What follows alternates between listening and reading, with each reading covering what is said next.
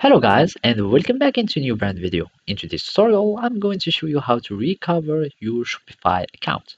So make sure to watch the video to the end and follow these simple steps.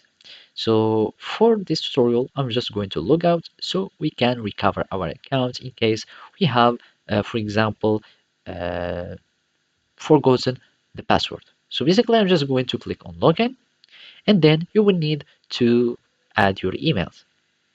Basically, uh, let's just use, for example, any email that you had, and basically now you will be required to add your password.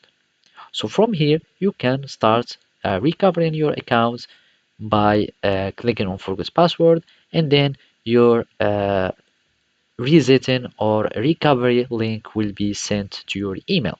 So you will need just to click on Email Password Reset, and now you will need just to look for your inbox and seek for this link. Otherwise, if you had some other problem with your account, you will need simply to go to the help and contact the support, and then they will help you recover your account. So basically, let's just search for recover accounts, and from there you can also start chatting with the AI assistant.